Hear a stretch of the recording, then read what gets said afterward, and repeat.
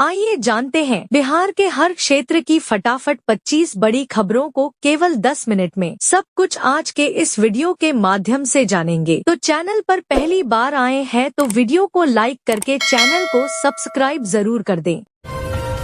Loan recovery के दौरान हालात उस वक्त बेकाबू हो गए जब बैंक से लिए गए 9 लाख रुपए के कर्ज की वसूली के लिए रिकवरी एजेंट पुलिस बल के साथ ऋणी के घर पहुंचा। आरोप है कि इसी दौरान ऋणी ने अपने बेटों के साथ मिलकर रिकवरी एजेंट और पुलिस कर्मियों पर हमला कर दिया। घटना के बाद इलाके में अफरातफरी मच गई। वहीं पुलिस ने मामले की जाँच शुरू कर दी है।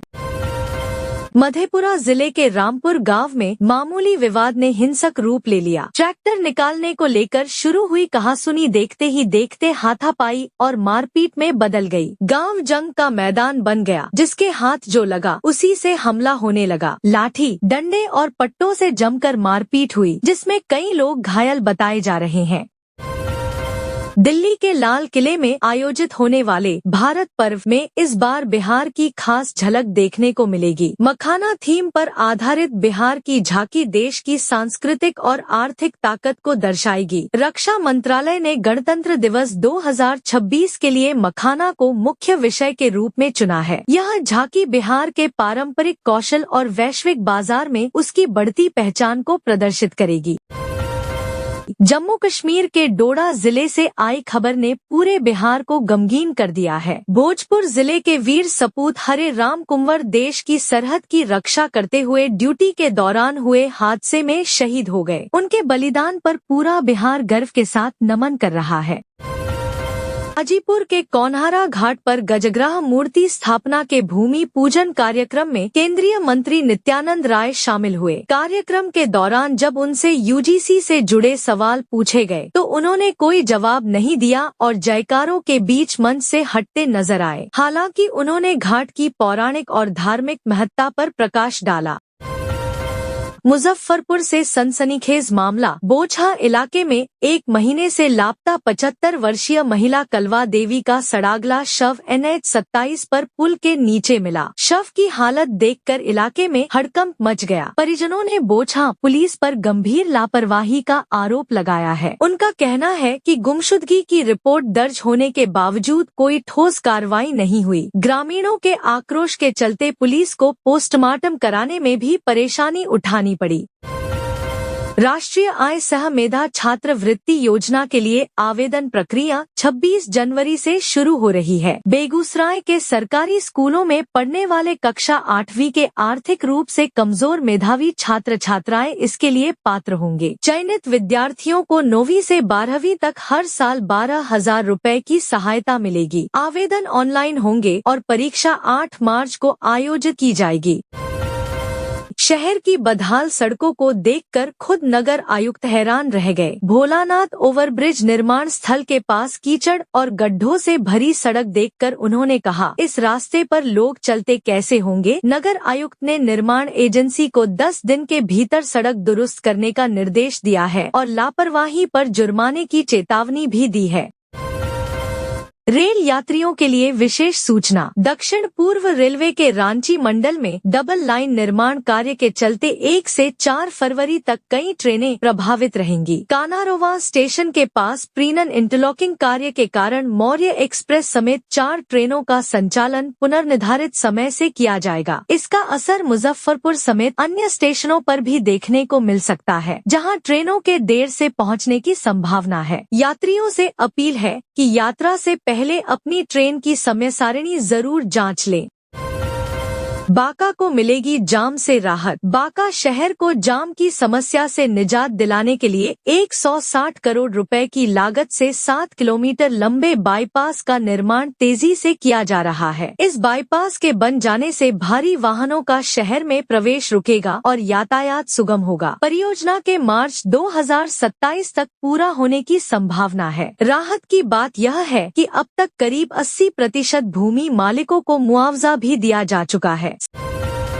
सरकारी नौकरी नहीं, उद्यमिता पर जोर। भागलपुर के पीरपैंती में आयोजित लेट्स इंस्पायर बिहार कार्यक्रम में IPS विकास वैभव ने युवाओं को संबोधित किया। उन्होंने युवाओं से केवल सरकारी नौकरी के पीछे भागने के बजाय उद्यमिता की ओर कदम बढ़ाने की अपील की। उन्होंने कहा कि स्टार्टअप, छोटे उद्योग और कृषि आधारित व्यवसाय से युवा न केवल आत्मनिर्भर बनेंगे बल्कि दूसरों को रोजगार भी दे सकेंगे। बिहार के गौरवशाली इतिहास का जिक्र करते हुए उन्होंने आत्मनिर्भर बिहार का सपना साझा किया।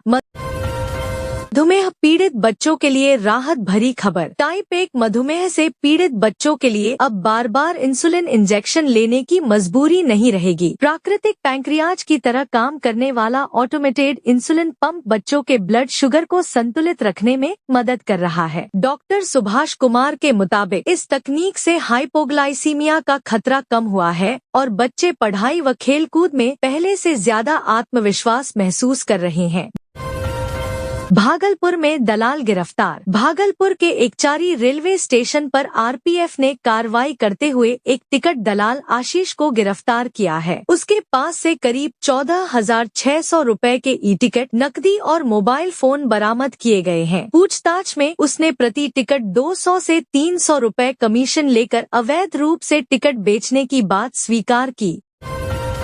टोक में सादगी से विवाह। वैशाली जिले में एक भावुक दृश्य देखने को मिला, जहां चाची के आकस्मिक निधन के बाद भतीजी की शादी सादगी से मंदिर में संपन्न कराई गई। बिना बारात और बैंड बाजे के दोनों परिवारों ने सामाजिक जिम्मेदारी निभाते हुए शांत वातावरण में विवाह की रस्में पूरी की। 10 मिनट का फासला, 2 अर्थियां। गयाजी से दिल को झकझोर देने वाली खबर सामने आई है, जहां पति की मौत के महज 10 मिनट बाद पत्नी ने भी दम तोड़ दिया। अचानक तबीयत बिगड़ने से हुई इस घटना के बाद पूरे परिवार और इलाके में शोक का माहौल है। अब पति पत्नी की अर्थी एक साथ उठेगी। रील बनाना पड़ा जानलेवा। पश्चिम चंपारण के साठी में सोशल मीडिया के लिए रील बनाना 2 युवकों को भारी पड़ गया। अमृत भारत एक्सप्रेस की चपेट में आने से दोनों की मौके पर ही मौत हो गई। पुलिस मामले की जांच में जुटी है और इलाके में शोक की लहर है। फोटो वायरल करने की धमकी देकर एक छात्रा को आग के हवाले कर दिया गया। घटना के बाद भी साहस दिखाते हुए छात्रा जान बचाने के लिए दौड़ती रही। उसकी चीख पुकार सुनकर आसपास के लोग मौके पर पहुंचे। किसी तरह आग पर काबू पाया गया और उसे तुरंत अस्पताल ले जाया गया, लेकिन जिंदगी की जंग में 6 दिन बाद छात्रा हार गई। यह मामला समाज और कानून दोनों के लिए गंभीर सवाल खड़े करता है।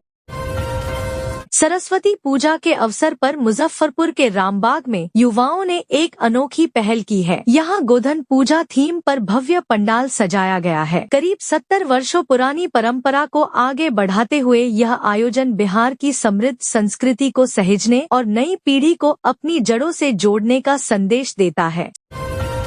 सड़क हादसों की खबरें भी लगातार सामने आ रही हैं। नीमचक 4 लेन पर एक अज्ञात 4 पहिया वाहन ने 2 बाइकों को टक्कर मार दी। तिलक समारोह में जा रहे 4 युवक गंभीर रूप से घायल हो गए, जिनमें से 3 की हालत नाजुक बताई जा रही है। सभी को बेहतर इलाज के लिए PMCH रेफर किया गया है। पुलिस मामले की जाँच कर रही है।